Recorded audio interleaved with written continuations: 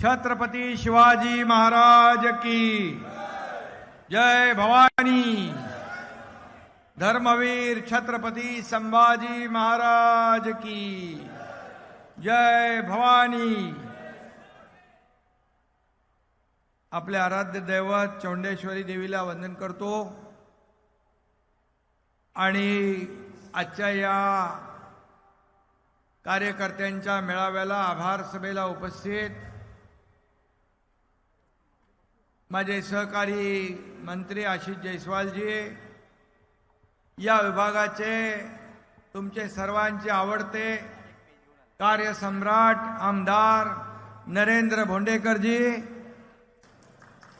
आमदार मनीषाताई कायंदे, माजी आमदार सहस्राम करोटे, त्याचबरोबर माजी आमदार मनोहर चंद्रिकापुरे, डॉक्टर अश्विनी भोंडेकर, पूर्व विदर्भ सहसमन्वयक बंडू तागडे, दुष्यंत चतुर्वेदी, आशिष देसाई, राज दीक्षित, संजय कुंभलकर, मंगेश काशीकर, अनिल गायधणे, पद्माकर बावनकर, सर्वांची नावं घेत नाही मी, खूप मोठं व्यासपीठ आहे। सर्व जिल्हा प्रमुख आणि सर्व महिला आघाडी, युवा सेना, सर्व पदाधिकारी आणि उपस्थित शिवसेनेवर प्रेम करणाऱ्या माझ्या भंडाऱ्यातल्या लाडक्या बहिणी आणि लाडके भाऊ, मला वाटतं मी भंडाऱ्यात 3-4 वेळा आलो आणि शासन आपल्या दारी हा उपक्रम पण आपण इथं केला नरेंद्र, बरोबर ना? आणि त्याचबरोबर मुख्यमंत्री असताना नरेंद्र भोंडेकर यांनी मगाशी कामाची यादी वाचून दाखवली। किती निधी मिळाला तुम्हाला? 3,500 कोटी रुपये। त्यातून मंजूर झालेल्या विकास कामांचं भूमिपूजन देखील त्यावेळेस केलं आणि मला आठवतंय की आता येताना आम्ही कोशी खुर्द जो आपला जलपर्यटन प्रकल्प आहे त्याच्या कामाला सुरुवात झालेली आहे आणि पहिला टप्पा ऑक्टोबरमध्ये करणार म्हणून नरेंद्र भोंडेकर यांनी मला सांगितलं।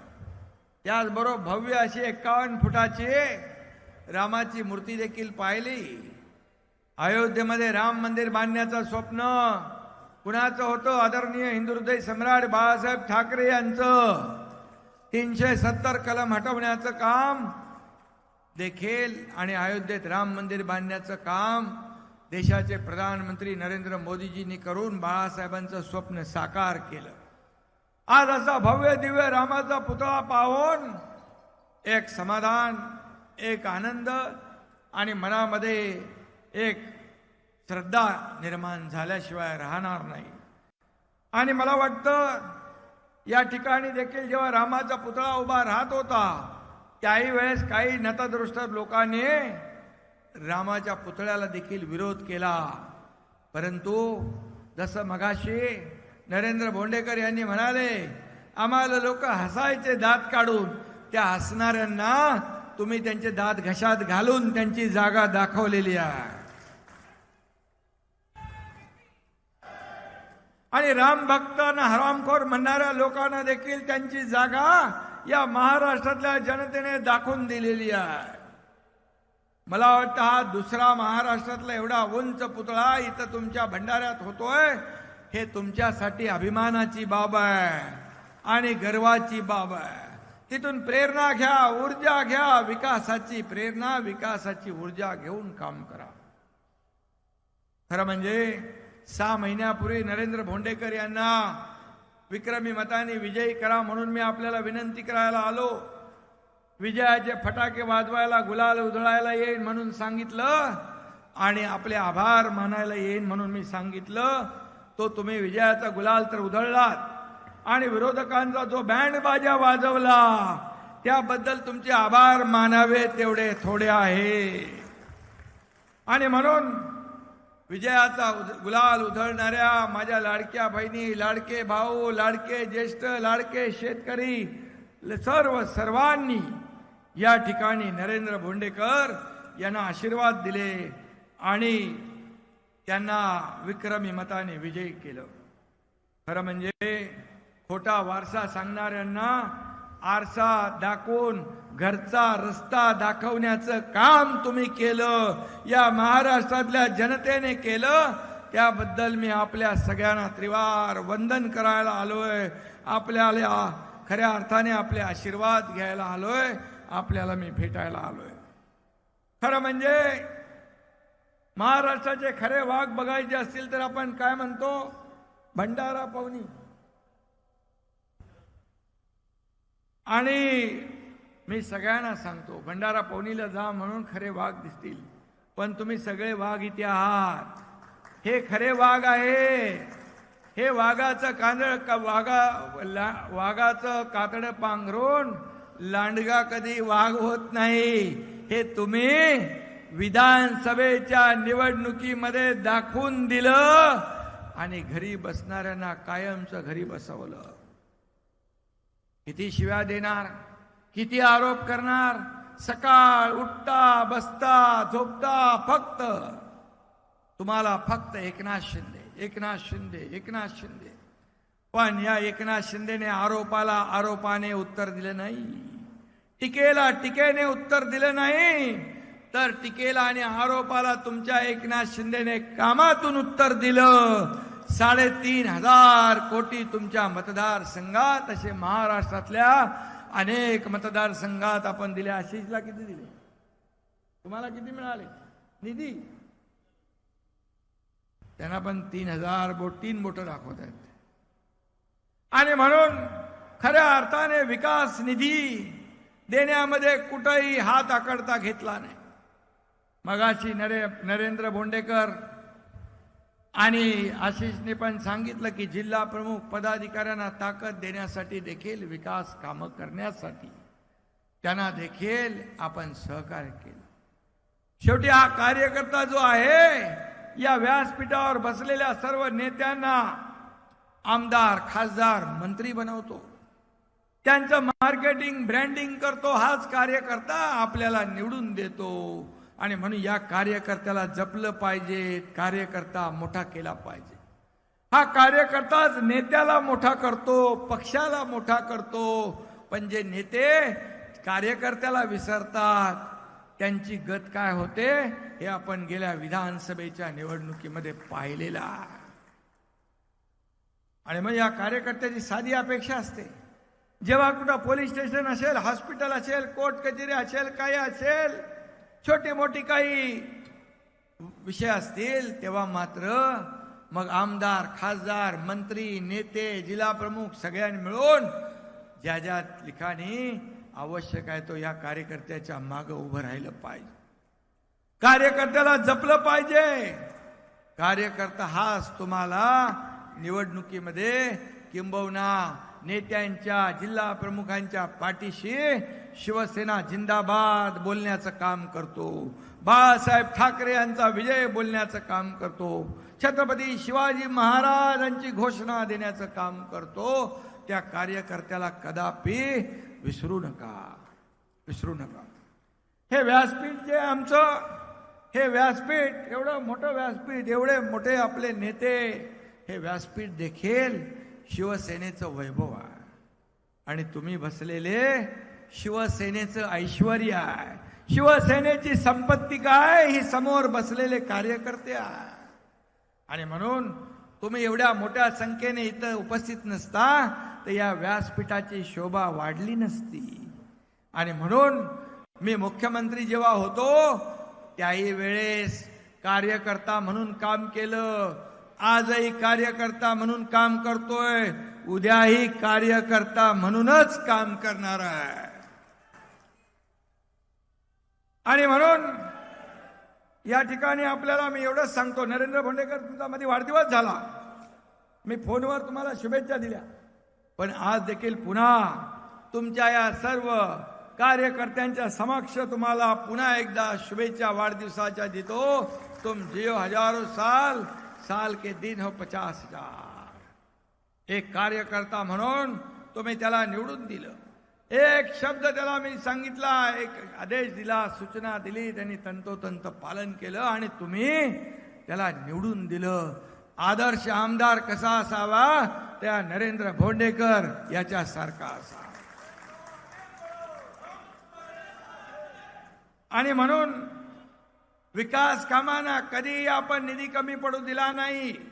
आणि एवढंच सांगतो, मगाशी नरेंद्र भोंडेकर म्हणाले की या ठिकाणी मला मंत्रीपद मिळालं नाही, पण शिवसेनेच्या नेत्याची विदर्भाची जबाबदारी दिली. असा कार्यकर्ता मला पाहिजे, असा कार्यकर्त्याला मला पाहिजे. मंत्रीपद एकाच वेळेस सगळ्यांना देता येत नाही, ही वस्तुस्थिती आहे. तिकीट देखील अनेक इच्छुक असतात, पण तिकीट एकालाच देतो आपण. पण मी एवढंच सांगतो, हा मालक आणि नोकराचा पक्ष नाही.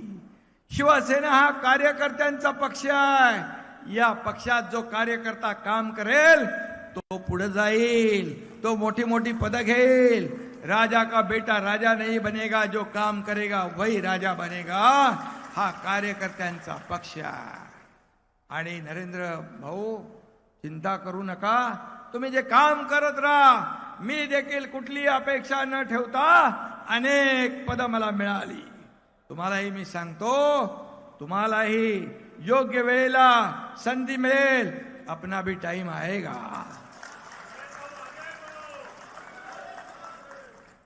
आणि म्हणून चिंता करू नका. बघा, मी मुख्यमंत्री होतो, सीएम होतो, त्यावेळेस मी म्हणालो सीएम म्हणजे चीफ मिनिस्टर नाही तर कॉमन मॅन.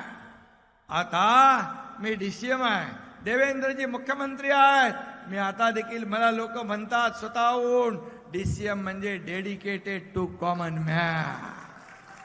सर्वसामान्य माणसाला ती त्याची नाळ तुटता कामा नये. आपण जमिनीवरचे कार्यकर्ते आहोत. आपण हवेत चालणारे आणि डोक्यात हवा भरून घेणारे कार्यकर्ते नाही. सोन्याचा चमचा घेऊन जन्माला आलो नसलो तरी सुद्धा या महाराष्ट्राच्या तमाम जनतेच्या जीवनामध्ये सोन्यासारखे दिवस आणण्याचा प्रयत्न मात्र आपण करतोय. आणि म्हणून सर्वसामान्य माणसाला त्यांच्या आयुष्यामध्ये चांगले दिवस आले पाहिजे म्हणून लाडकी बहीण, मुख्यमंत्री माझी लाडकी बहीण योजना आपण सुरू केली. लेक लाडकी लखपती योजना केली. युवा प्रशिक्षण योजना केली. ज्येष्ठांना वयोश्री योजना केली. ज्येष्ठांसाठी तीर्थदर्शन योजना केली. शेतकऱ्यांना शेतकरी सन्मान योजना केली. अनेक योजना केल्या. मला आनंद आहे, समाधान आहे. 2.5 वर्षात घेतलेले निर्णय अतिशय ऐतिहासिक निर्णय. मगाशी आशिषने सांगितलं की इतके मोठे निर्णय सुवर्ण अक्षरामध्ये, सोनेरी अक्षरामध्ये या महाराष्ट्राच्या इतिहासात लिहून ठेवावे लागतील. याचं मला समाधान. पद येतात, पद जातात. बाळासाहेब म्हणायचे, सत्ता येते, सत्ता जाते, परंतु नाव गेलं की पुन्हा येत नाही. आणि म्हणून मी सीएम काय, डीसीएम काय, ही पदं वर खाली होत असतात. परंतु मला सगळ्यात मोठी जर ओळख कुठली मिळाली असेल तर या महाराष्ट्रातल्या तमाम लाडक्या बहिणींचा लाडका भाऊ, ही ओळख सगळ्यात माझ्यासाठी मोठी आहे. आणि माझ्या लाडक्या बहिणींना मी सांगू इच्छितो, किती कुणी उलट सुलट बातम्या पसरवल्या, अफवा पसरवल्या, तरी सुद्धा लाडकी बहीण योजना कधी बंद होणार नाही.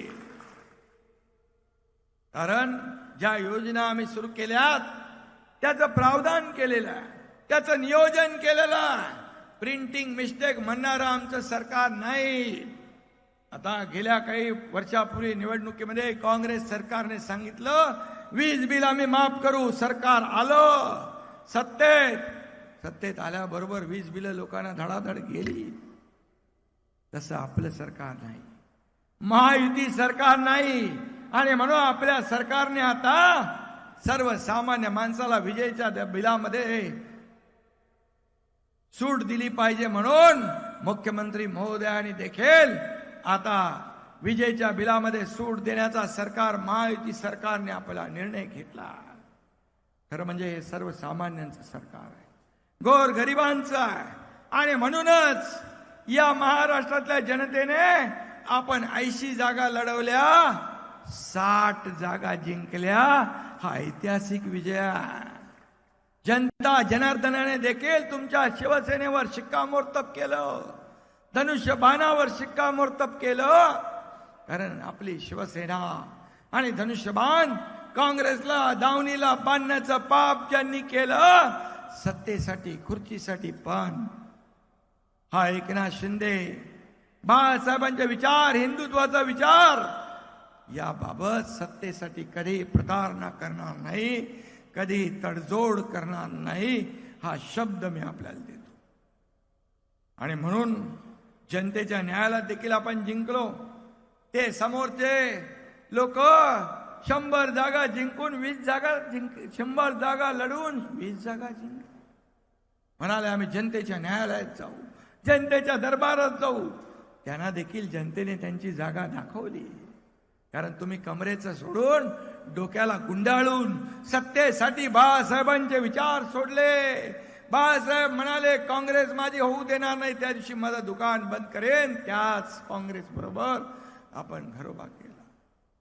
आणि म्हणून आज मी एकच सांगतो, तुम्ही 2019ला मराठी माणसाचा विश्वासघात केला, हिंदुत्वाचा विश्वासघात केला, बाळासाहेबांच्या विचारांचा विश्वासघात केला आणि तुम्हाला दिलेल्या लोकांनी केलेल्या मतदारांचा विश्वासघात केला. आणि म्हणून हे दोघं शिलेदार इथं आहेत. म्हणून या एकनाथ शिंदेने 2022ला एक उठाव केला. तो उठाव फक्त राज्याने नाही, देशाने नाही, तर जगातल्या 32 देशाने त्याची नोंद घेतली. हा कोण आहे? एकनाथ शिंदे. तेव्हा मी मंत्री होतो, अनेक मंत्री माझ्या सोबत आले. आता तर नगरसेवक आणि ग्रामपंचायतीचा सदस्य पण इकडून तिकडे जाताना 100 वेळा विचार करतो. माझ्याबरोबर 50 आमदार होते. काय होतं माझ्याकडे? सत्ता तर समोर होती, पण सत्तेतून पाय उतार होऊन माझ्या सोबत येण्याचं धाडस केलं. कारण त्यांना माहित आहे एकनाथ शिंदे हा स्वतःच्या स्वार्थासाठी कधी जगला नाही, जगणार नाही. हा राज्याच्या हितासाठी जेव्हा शिवसैनिकांचं खच्चीकरण होऊ लागलं, तेव्हा मग हा निर्णय आम्हाला घ्यावा लागला. आणि म्हणून या सर्वसामान्यांच्या मनातलं सरकार आपण स्थापन केलं. जर आपण चुकीचं पाऊल उचललं असतं तर लोकसभेत आपल्याला एवढी मतं मिळाली नसती, उबाटापेक्षा जास्त. विधानसभेमध्ये आपल्याला 75% आपला स्ट्राईक रेट होता, 75%. आणि म्हणून आज मी आपल्याला एवढंच सांगतो की खऱ्या अर्थाने जे आज या भंडाऱ्यामध्ये विकास प्रकल्प आहेत, किंबहुना आज तुम्ही उठता बसता ज्यांनी बाळासाहेबांचं स्वप्न साकार केलं त्यांना शिव्या घालता. अरे पाकिस्तानला धडा शिकवणारे या देशाचे प्रधानमंत्री नरेंद्र मोदीजी यांनी माझ्या लाडक्या बहिणींचं सिंदूर पुसणाऱ्या पाकड्यांना ऑपरेशन सिंदूरच्या माध्यमातून धडा शिकवला. त्यांना त्यांची जागा दाखवली. ये नया भारत है, घर में घुस के मारेंगा, हे बोलण्याची हिम्मत दाखवली. गोली का जवाब तो गोलों से मिलेगा, हे बोलण्याची हिम्मत दाखवली. आतापर्यंत झालं होतं असं? बाळासाहेब असते तर मुक्त कंठाने त्यांची स्तुती केली असते. पण तुम्ही हिशोब विचारताय. किती मिसाईल गेले, किती ड्रोन गेले, किती आपला नुकसान झालं. अरे थोडं तरी जनाची नाही तर मनाची लाज वाटली पाहिजे की आपले लष्कराचे सैनिक सीमेवर लढताय, सीमेवर लढताय, जीवाची बाजी लावतात, त्यांच्यावर तुम्ही संशय व्यक्त करता. आतापर्यंत 26/11चा मुंबईचा हल्ला झाला, कसाबचा सिरियल बॉम्बस्फोट झाले, संसदेवर हल्ला झाला, पुलवामाचा हल्ला झाला, या ठिकाणी आपल्या सैनिकांची मुंडकी छाटून पाकिस्तानमध्ये नेण्याचं पाप पाकड्यांनी केलं, तो हिशोब तुम्ही विचारत नाही. त्याचा जबाब तुम्ही पाकिस्तानला विचारत नाही. तुम्ही लष्कराला जबाब विचारताय, प्रधानमंत्र्यांना जबाब विचारताय, तुम्ही त्याचे मोजमाप करताय. कुठं फेडणार हे पाप? आणि म्हणून या देशातली जनता तुम्हाला या बाबतीत कधी माफ करणार नाही, कधी माफ करणार नाही. कारण ऑपरेशन सिंदूरच्या माध्यमातून या देशातल्या लाडक्या बहिणींच्या आणि प्रत्येक नागरिकाच्या मनातली चीड खतखत जी होती ती देशाचे प्रधानमंत्री आणि या ठिकाणी आपलं लष्कर यांनी पाकिस्तानची खोड मोडून त्याला धडा शिकवला. मला याचाही अभिमान आहे. या आपली शिष्टमंडळ पाठवली होती मोदी साहेबांनी, त्यामध्ये एका शिष्टमंडळाचं नेतृत्व तुमचा खासदार डॉक्टर श्रीकांत शिंदे हा करत होता. याचाही आपल्याला अभिमान. आणि तुमच्या एकनाथ शिंदेला जेव्हा दिल्लीमध्ये एनडीएची बैठक होती त्यावेळेस सगळ्यात महत्वाचा ठराव ऑपरेशन सिंदूर ठराव मांडण्याची संधी तुमच्या या एकनाथ शिंदेला दिली. हे सांगण्याचं तात्पर्य एवढंच की आपल्या नसामध्ये शिवसैनिक म्हणजे वेळेला या देशभक्तीने भरलेला, राष्ट्रभक्तीने भरलेला, राष्ट्रभक्ती अंगार, हिंदुत्वाचा अंगार भरलेला शिवसैनिक आहे. आणि म्हणून त्याची तुम्हाला किंमत करता येणार नाही. आणि म्हणूनच तुम्ही त्याची किंमत केली, तुम्ही त्याचा कसपटा समान त्याला वागवलं, म्हणून तुम्हाला हे दिवस पाहावे लागले, म्हणून तुम्हाला तुमच्या आगतिक होण्याची वेळ आली.